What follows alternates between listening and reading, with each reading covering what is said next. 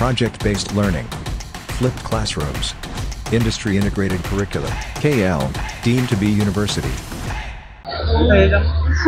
మొన్న ఫిబ్రవరి 2కి 20 వచ్చిందండి. ఇంతకు ముందు దసరా అప్పుడు పిల్లలు కొట్టుకుని షరీఫ్ అన్న అతను తరుణ్ అన్న అబ్బాయి లంబట్ అబ్బాయిని చంపేశారండి. అది చంపేసి గొడవలో 8 మంది పిల్లలు ఉన్నారు. ఆ 8 మంది పిల్లల్లో మా అబ్బాయి ఒకడు. అయితే మా అబ్బాయిని ఎలాగన్నా డీల్ గా పిల్లలందరూ చిన్నప్పటి నుంచి అంతప్పటి నుంచి కూడా డీల్ అంటారు. మా అబ్బాయి పేరు తేజస్సు. మా అబ్బాయి పేరు తేజస్ అన్న విషయం ఎవరికి తెలియదు, డీల్ అనే అంటారు.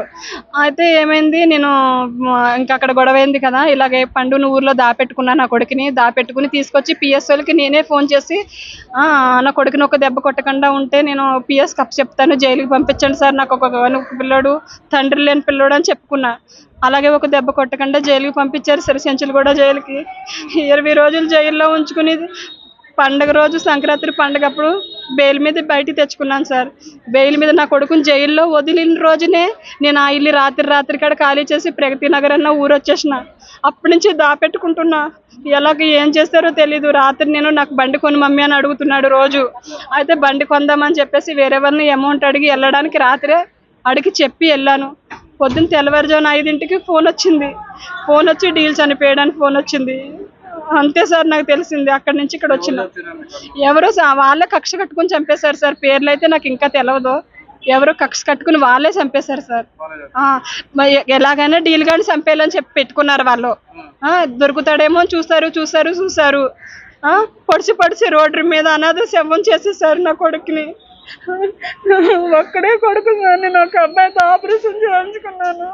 నేను ఎవరి కోసం బతకాలేమో. నేను నా కొడుకుని చూసుకున్నా, నేను బతుకుతున్నా. నా కొడుకు లేని బతుకు నాకు ఎందుకు సార్? నాకు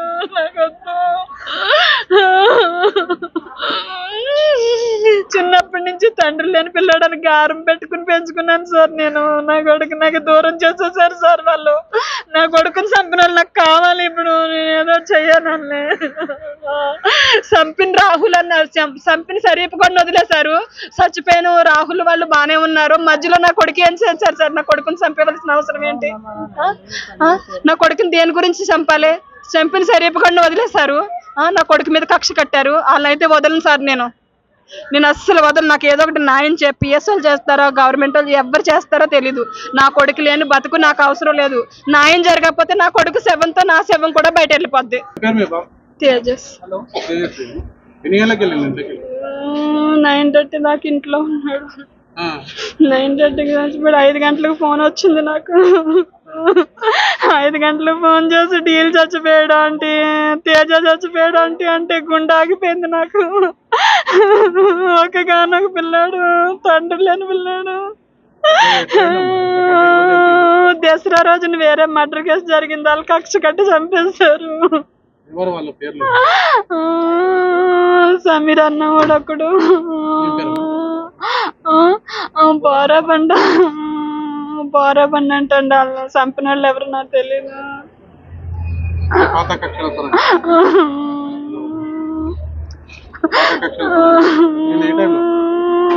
ఏ టైంలోనో తెలియదండి. తెల్లవారుజామున 5ంటికి ఫోన్ వచ్చింది నాకు.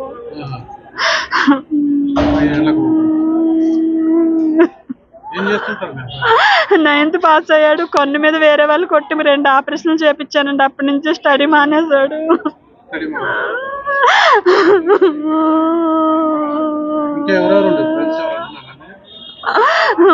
తెలీదండి. ఎవరెవరు కొత్త ఫ్రెండ్స్ వచ్చారంట. రైట్.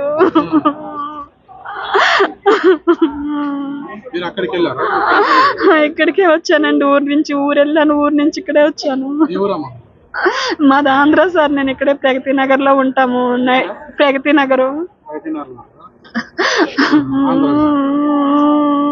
మరిన్ని వీడియోస్ కోసం ఛానల్ ని సబ్స్క్రైబ్ చేయండి. లేటెస్ట్ అప్డేట్స్ కోసం వాట్సాప్ ఛానల్ ని ఫాలో చేయండి. అండ్ లింక్ డిస్క్రిప్షన్ లో ఉంది.